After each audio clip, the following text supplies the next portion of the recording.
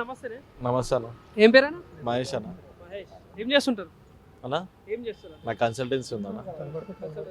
ఎక్కడన్నా ఎక్కడ నేను ఉంటానన్న ఓమ్నార్ పైన రమేంద్ర డివిజన్. సో ఎట్లుందన్న మరి జూబ్లీహిల్స్ కాన్స్టిట్యున్సీలో ఇప్పుడు మొన్న ఎలక్షన్స్ అయిపోయినాయి, కొత్త ఎమ్మెల్యే రావడం జరిగింది, కాంగ్రెస్ గవర్నమెంట్ రాష్ట్రంలో ఉంది కాబట్టి ఈ పాలన పరంగా కాన్స్టిట్యున్సీ కావచ్చు గవర్నమెంట్ ఎట్లా అనిపిస్తుంది మీకు? మాకైతే బాగానే ఉందన్న. తెలంగాణ ఆంధ్ర విడిపోయిన తర్వాత 12 ఇప్పటికి 13 సంవత్సరాలు అవుతుంది. 13 సంవత్సరాలు ఎప్పుడు కానీ బై ఎలక్షన్ అయ్యి మా అంటే 3-4 నెలలు అవుతుందేమో. ఈ 4 నెలల్లో మంచిగా అనిపిస్తుంది నాకు ఇన్ని సంవత్సరాల్లో. ఎందుకంటే ఇన్ని సంవత్సరాల్లో కాని పనులన్నీ స్టార్ట్ అయినాయి. నాకు తెలిసి ఒక్కొక్క ఏరియాలో ఏ గల్లీకి పోయినా రోడ్ల పనులు, డ్రైనేజ్ పనులు, ఏవో ఒక పనులు నడుస్తూనే ఉంటాయి.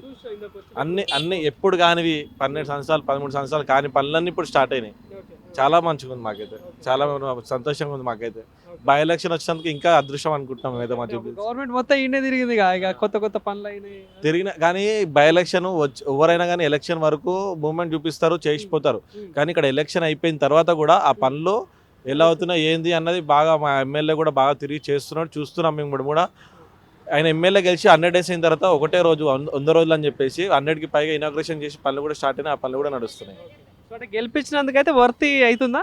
మాకు చాలా సంతోషంగా ఉంది ఇలాంటి క్యాండిడేట్ వచ్చినందుకు, బై ఎలక్షన్ వచ్చినందుకు, అంత మంచి క్యాండిడేట్ మాకు ఎమ్మెల్యే అయినందుకు ఇన్ని సంవత్సరాల తర్వాత. ఎట్లుంటుంది అని ఒకవేళ జిహెచ్ఎంసీ ఎలక్షన్స్ వస్తే ఎట్లా ఉంటుంది మరి? ఇప్పుడు కాంగ్రెస్ ఉంది, బీజేపీ, బీఆర్ఎస్ 3 పార్టీలు ఉన్నాయి కాబట్టి ప్రధానంగా సో ఎవరికి ఫేవర్లో ఉండొచ్చు అంటే అన్న బీఆర్ఎస్ బీజేపీ 2 పనులు అయిపోయినట్టే.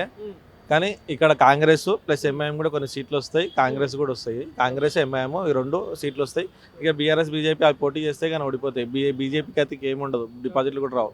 బీఆర్ఎస్ కొంచెం ఓట్లు పడతాయి అంతే. నెక్స్ట్ టార్గెట్ తెలంగాణ అని మాట్లాడుతున్నారు కదా బీజేపీకి సంబంధించిన వాళ్ళు. ఇప్పుడు మొన్న జరిగిన రిజల్ట్స్ అంటే పక్క రాష్ట్రాల్లో జరిగిన దాని ప్రకారం చూస్తే నెక్స్ట్ తెలంగాణనే అంటా ఉన్నారు.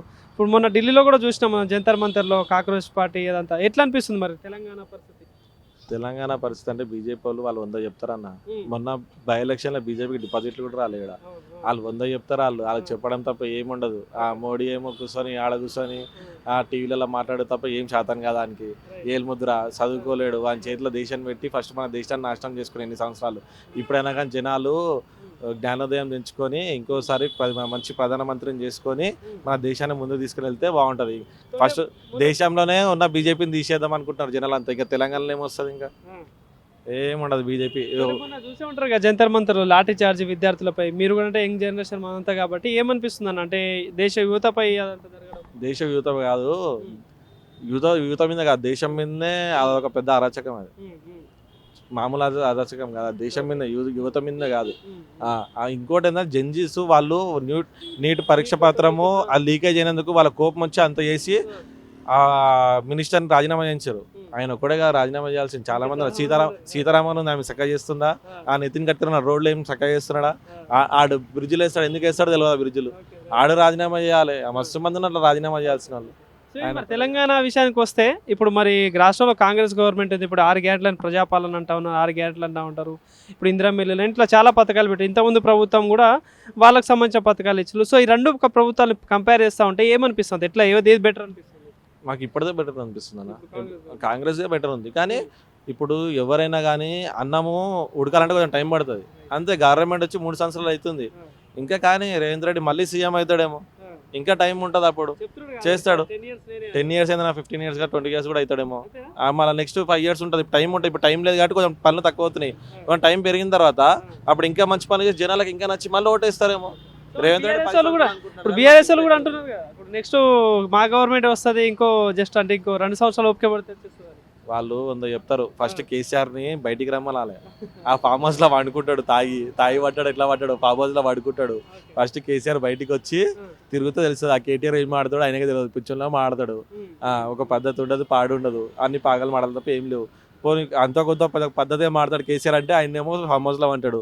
అలా కూతురు ఇంట్లో ఉండి అలా కూతురుని వాళ్ళు చక్కగా చూసుకోలేకపోతురు అన్న. ఇంకా జనాలలో ఏం చూస్తారు వాళ్ళు. టీఆర్ఎస్ అని కొత్త పార్టీ పెట్టింది, కవిత పర్ఫార్మెన్స్ ఎట్లుంటుంది సార్? రాష్ట్రంలో ఏమైనా ప్రభావం ఉంటుందా? ఏముండదన్న కవిత. ఎందుకంటే ఫస్ట్ వాళ్ళ కుటుంబాలు వాళ్ళే కాలు గుంజుకొని వాళ్ళే ఆగం చేసుకుంటారు. అది ఏం కాదు. మనం జనాలు ఏం చేయాల్సిన అవసరం లేదు.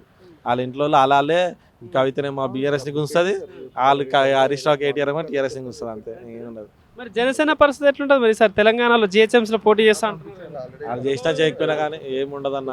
అక్కడనే చూసుకుంటారు. అది ఏమున్నా కానీ ఏపీలోనే ఇక్కడ ఏముండదు. అంటే ఇప్పుడు చూస్తుంటే అన్న పరిస్థితి అంటే ఇక ఏపీలో కూటమి ప్రభుత్వం నడిచింది. ఇప్పుడు నిజంగా తెలంగాణలో జనసేన, బీజేపీ, టీడీపీ అంటే ఈ కూటమి పరంగా వస్తే ఎట్లుంటుంది? ఏమైనా ప్రభావం ఉంటుందా అలా ఒకటి చెప్పాలంటే నాకు తెలిసినంత వరకు కూటమి అంటే బీజేపీ లేకుండా టీడీపీ జనసేన చేస్తే కొంచెం ప్రభావం ఉంటుందేమో, కానీ బీజేపీతో కలిసిరంటే వాళ్ళకు ఉన్నోట్లు కూడా పోతాయి. అంతే, వాళ్ళకు ఉన్నోట్లు కొడతాయి అన్న. స్టూడెంట్లు కానీ యూత్ని కానీ మొత్తం నాశనం చేసిన పార్టీ బీజేపీ అన్న. 12 సంవత్సరాలు 13 సంవత్సరాలు ప్రధాని ఒక్క పబ్లిక్ సెక్టర్ కంపెనీ పెట్టలేడన్న ఇప్పటిదాకా. ఆయన ఉన్న కంపెనీలన్నీ ప్రైవేట్ చేస్తున్నాడు. స్టూడెంట్స్కి ఇప్పుడు పేద ప్రజలు ఉంటారన్న, వాళ్ళు చదివించేది పిల్లల్ని కష్టపడి చదివించేది ఎందుకన్నా? అలా గవర్నమెంట్ జాబులు కొడతారు, సెంట్రల్ గవర్నమెంట్ డ్యూటీ కొడతారు. అని చెప్పి కష్టపడి చదివించిన తర్వాత పేపర్ లీకేజ్లు, ఒక కంపెనీ పెట్టలే, జాబులు పెంచడానికి ఒక కంపెనీ పెట్టలే, ఉన్న కంపెనీలే ప్రైవేట్ చేస్తుండు.